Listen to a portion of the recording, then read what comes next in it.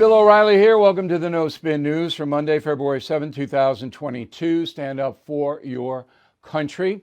I have a column on BillO'Reilly.com entitled, Does the NFL Hate Cops? And that is the subject of this evening's Talking Points memo. I know many of you are busy and you don't have time to go read the column. I think you should. It's worthwhile and it has more detail about what I'm going to tell you now. So the Super Bowl has always been a family-friendly venue. It is the most lucrative entertainment venue in the world, and it is worldwide, so that people watching the football game and the halftime show in particular get a big dose of American culture. So it used to be Paul McCartney and Prince, Rolling Stones, Michael Jackson, the artists who were very, very popular in the mainstream of America at the time anyway, were featured at the Super Bowl halftime show. In the beginning, it was like Up With People. I mean, but it evolved into a huge event.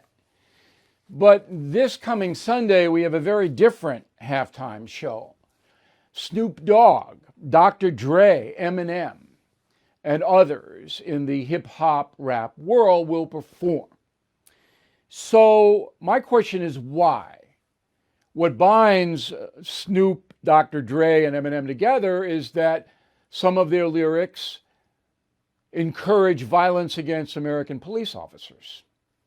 And there's no doubt about it. I've got them quoted in my column. You want to see them? There they are. I don't want to be using the terrible words that those people used here during this broadcast, but you could see it on BillO'Reilly.com.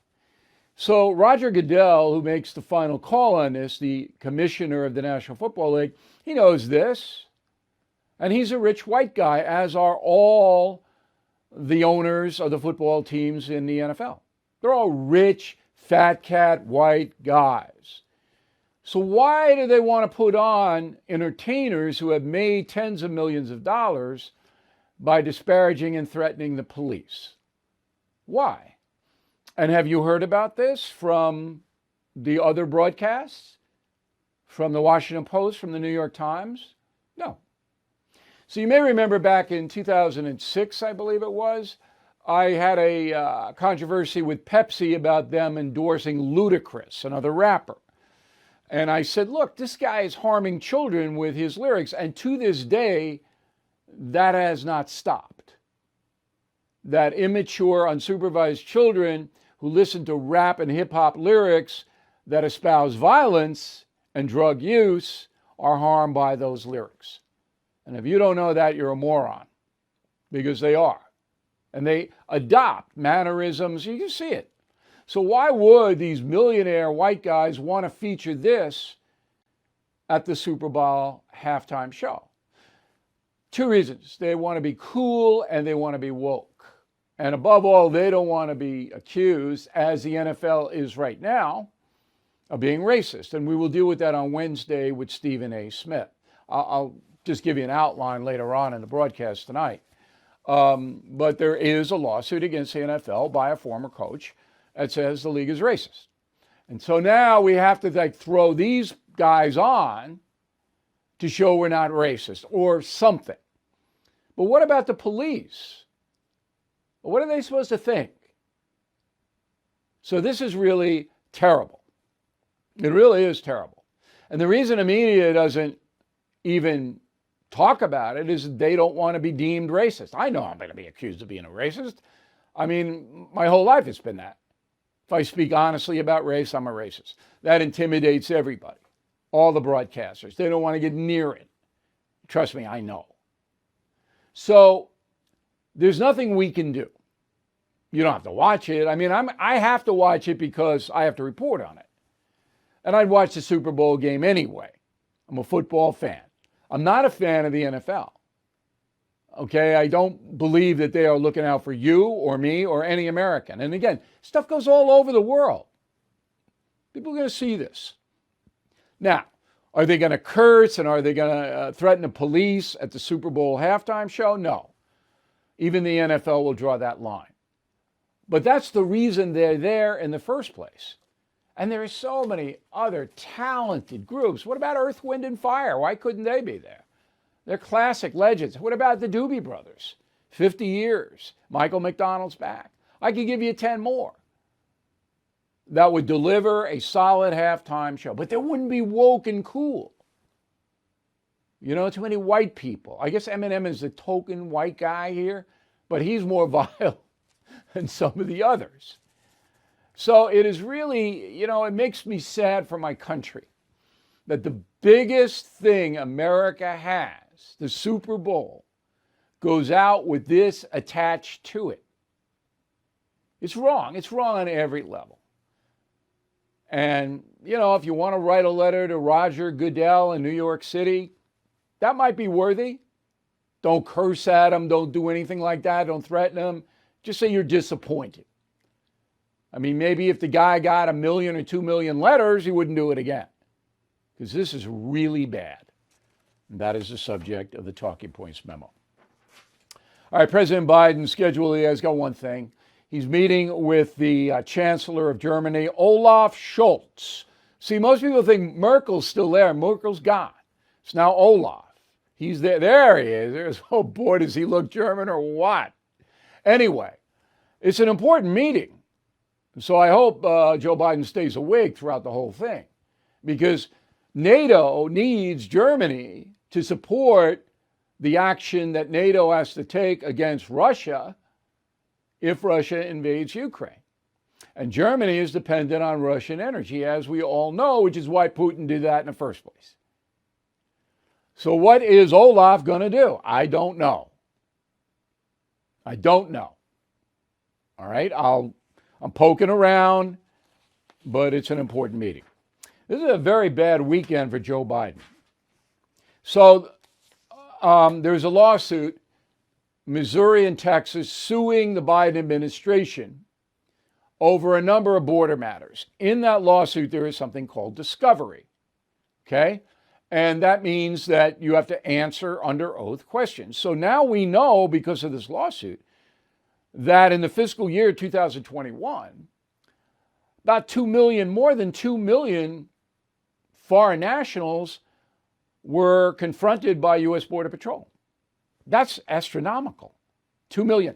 That doesn't count the other 500,000 who got away, who the Border Patrol didn't see. Okay? So that's the number. We now have the number. And this is up from the last fiscal year when Trump was president, from 540,000. So it went from 540,000 under the Remain in Mexico policy under Trump to more than 2 million in Biden's first term. That's pretty bad. Would you say that's pretty bad? I would.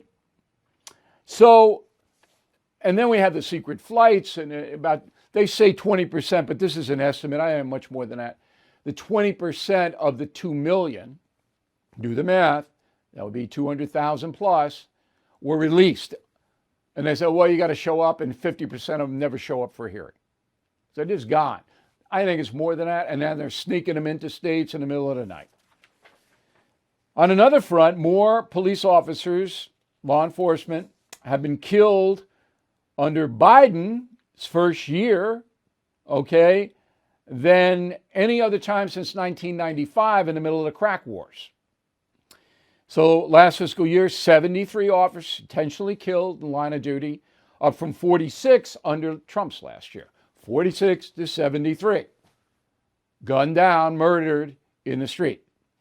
Why? George Floyd's death was one of the reasons that ignited homicidal anger. But bad DAs letting violent people out, not prosecuting them, that's the biggest reason. Now, the cops know this. They know that even if they arrest somebody with a gun in a robbery, they may get prosecuted, may not, probably no bail. And these people are criminals. They're going to go out and do it again.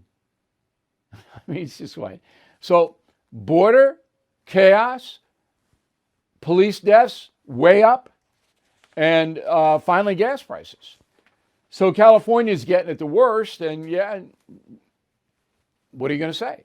There's a 51 cent a gallon tax levied by California. 51 cents for every gallon of gasoline bought out there. So now in Southern California, about $4.72 a gallon, give or take, based on the estimate. Some gas stations over $5, and I'm sure some gas stations under $4.72, but that's it. Highest in the nation. All right. Never been higher in LA County, ever. And this is coming everywhere.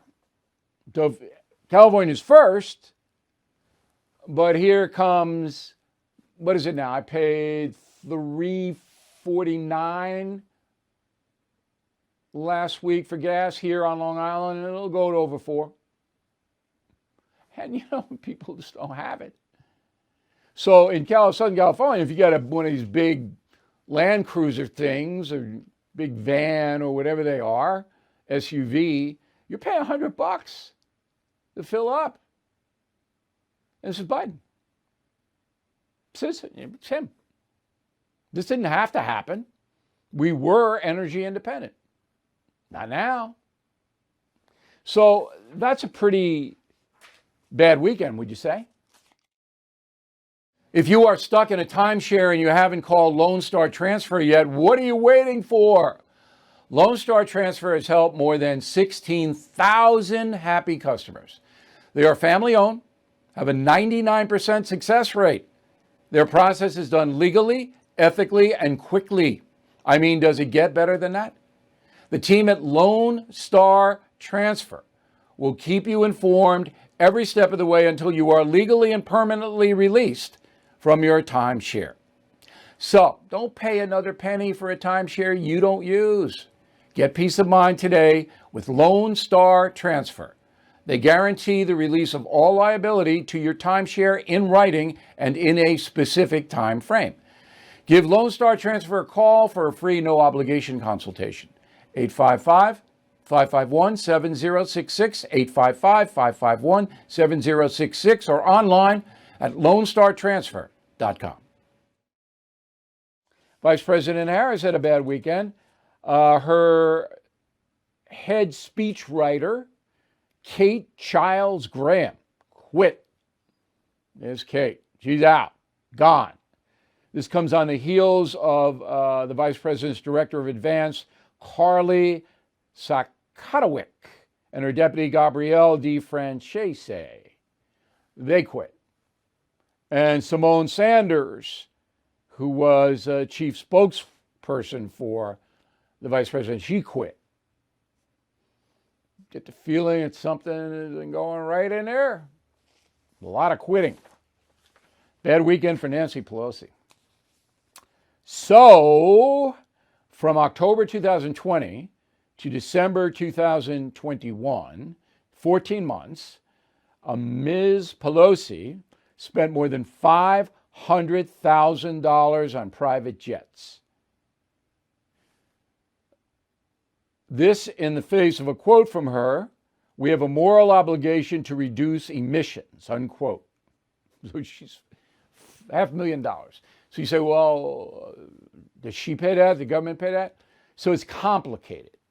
The government reimburses Congress people to go home to their districts and senators to a certain extent, but not to this extent. But then Pelosi uses campaign funds, money that she raises, to pay the rest. She's not paying it. But the rank hypocrisy of running around, it's like Al Gore. Al Gore made a bloody fortune peddling global warming dangers and then lives in this huge mansion in Tennessee and then flies private. So does John Kerry. John Kerry flies private. Now, I don't begrudge them private flights if they were normal, fair-minded people. But Pelosi goes, no, we got to reduce the emissions, and woo, $500,000 on private flights. Ottawa. You ever been there? Ottawa, I have not been there. I've been to Montreal, been to Quebec, been to Vancouver on the west coast of Canada, been to Calgary. I've been to Ottawa. Anyway, truckers, angry with vaccination mandates, have shut down the capital of Canada, Ottawa. And now there is a state of emergency. Nobody knows where Trudeau is. He ran away. See, Ottawa being the state capital, Trudeau lives there, but Trudeau bolted. He's in an undisclosed location. So truckers, thousands and thousands of them, don't want to be told they have to get vaccinated. Okay? And so they shut down the city. And the reason that this is happening is obviously the truckers don't want to be limited. If they have to come to the United States, they have to show the vax. So they're also protesting if it's USA too. But they can't shut down the USA. They can shut down Ottawa. At the Olympics, COVID is just, I'm not watching the Olympics. I'm sorry. I tried a couple of times. I just can't get through it. Anyway, 363 people involved with the Beijing Olympics have tested positive for COVID so far. And some big name athletes too. And then the ones that are quarantined say they can't get any food. They don't have any food. The Chinese are giving them garbage to eat.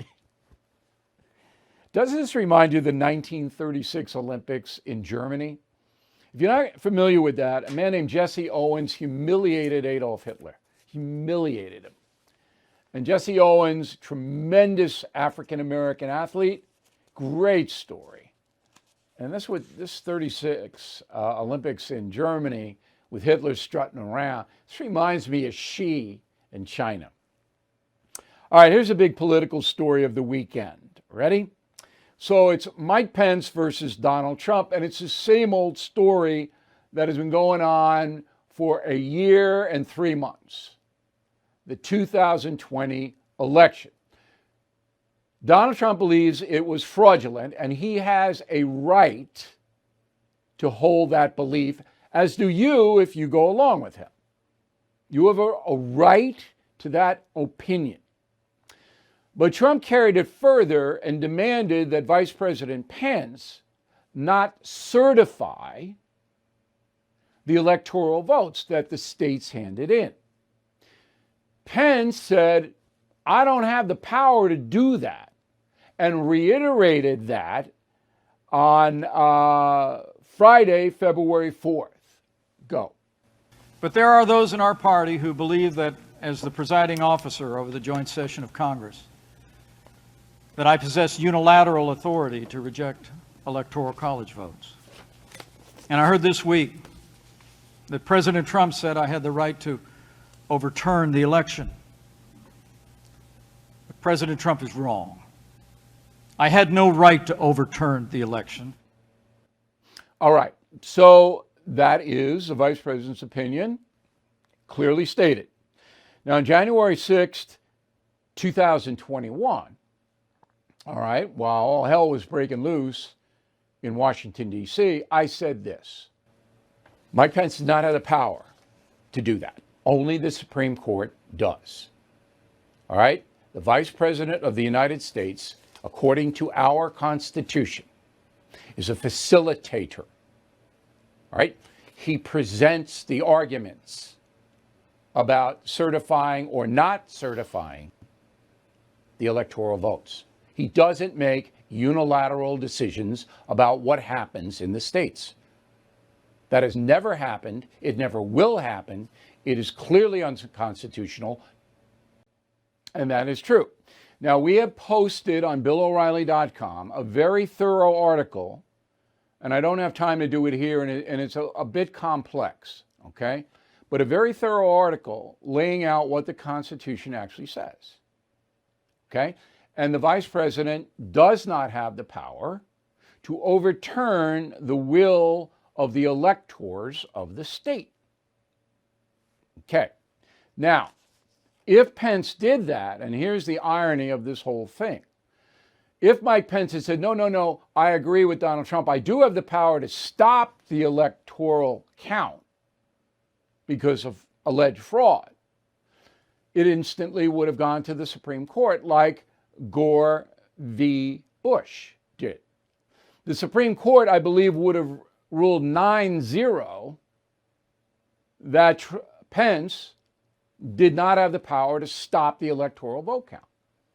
Now, that's speculation on my part, but I know how the justices ruled, and I saw how Justice Alito, the second most conservative judge on the court, oversaw the Pennsylvania vote.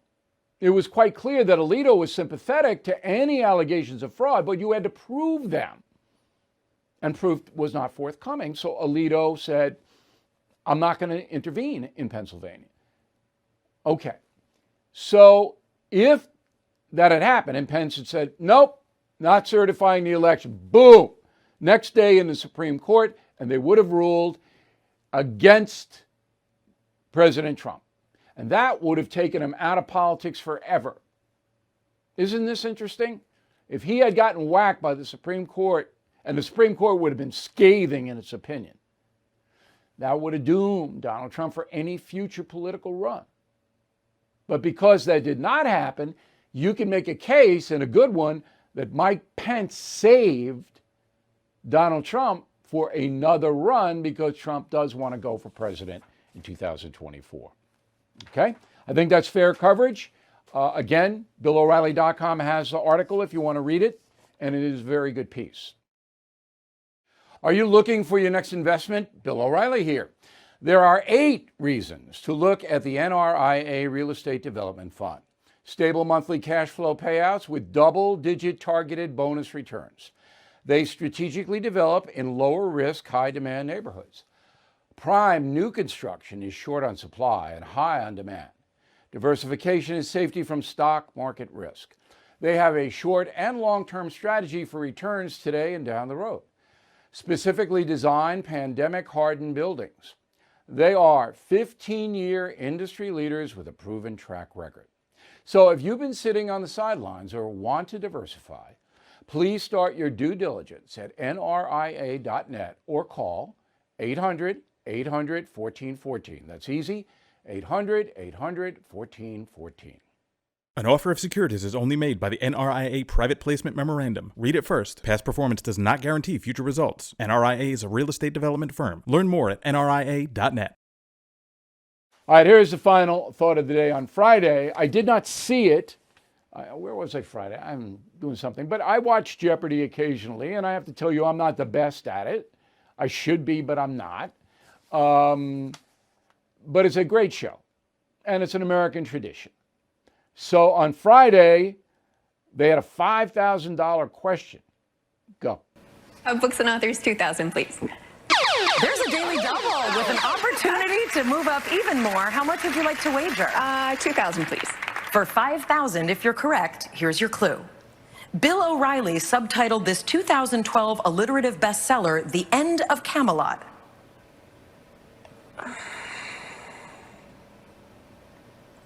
Got nothing. Sorry. What is Killing Kennedy? Molly, illiterate bestseller, End of Camelot. Should have known that, even if you didn't read it. So this is the third time we have appeared on Jeopardy. The first time was May 1st, 2017. The clue for 200 under the Book of Verbs, Blank the Rising Sun by Bill O'Reilly and Martin Dugard. And of course, that would be killing. Then on July 25th, 2019, clue for 1,000 under TV spinoffs, here's a bit of truthiness. This show started as a bit on The Daily Show that parodied Bill O'Reilly. What is the answer? The Colbert Report. I'm partially responsible for that guy. I may go to purgatory for that. So this is very flattering, I have to say. Now, I wasn't friends with Alex Trebek, but I knew him for so long because the company that distributes Jeopardy, King World, distributed a show that I anchored called Inside Edition. So Alex and I would get, be in certain places for promotion. And so he was really a good guy. I got to tell you, everybody says that when you die, and I got to say about me, but nice guys like Alex, but he really was. He was a very smart guy, a very well-read guy. And he loved the Killing books, and that's why I got, the first 2 on. But this one, we were happy to see it, and it's a lot of fun. The culture, somebody mentioned Culture Warrior, my bestseller way back. We have changed the culture and I'm proud of it. So we brought robust debate to cable TV. That has largely disappeared, but it was there for more than 20 years. Now, if you watch cable news, it's the same guests all the time, and they agree with the host all the time. Very rarely to get a shootout like me and Barney Frank, or me and Geraldo on the criminal alien situation. You remember those. If you don't, Google them. They're worth watching. But I wanted to hear the opposing point of view all the time, because I wanted to see if their argument was stronger than my argument, and the answer was usually no. It wasn't, he says with all humility. But the way we positioned the O'Reilly factor was we wanted to hear all points of view, even loopy points of view. Remember Code Pink? I mean, we had that woman on all the time. Just tell me what you want, lady. You know, and she would, and it was like, whoa. But now, as I said, you turn it on, it's like, okay, here's somebody who agrees with me 100%. All three of them do it. And you don't never see robust debate on the networks. It never happens. So we did change the culture. Unfortunately, it didn't last, but it could come back at any time. Somebody could say, you know, I'm going to do the factor format. I'm going to bring in robust debate. And I think those people would do very well. Thank you for watching us tonight. We will have an excellent show tomorrow and an even better one on Wednesday. Hope to see you then. I'm sure I'm not the only one who's noticed everything is getting more expensive. We are in the biggest economic crisis since 2008, with a government that's printing trillions of dollars. Consumer prices at the highest we've seen in 30 years. Inflation certainly here. And if the government continues its out-of-control printing and spending, the dollar could continue its free fall and lose its coveted role as the world's reserve currency. While paper money will eventually have a shrinkage in value, there are real tangible things that will always maintain value. So how do you protect your money, your retirement, your savings? American Hartford Gold can show you how to hedge your hard-earned savings against inflation by helping you diversify a portion of your portfolio into physical gold and silver. All it takes to get started is a short phone call, and they'll have physical gold and silver delivered right to your door or put inside your IRA or 401k. Plus, tell them Bill O'Reilly sent you, and they'll give you up to $2,500 of free silver on your first order. So please don't wait. Call them now, 866-501-5201, 866-501-5201, or text BILL to 65532. Again, 866-501-5201, or text BILL to 65532. Bill O'Reilly is back on TV and only on The First. No Spin News, every weeknight at 8 p.m. Eastern, only on The First.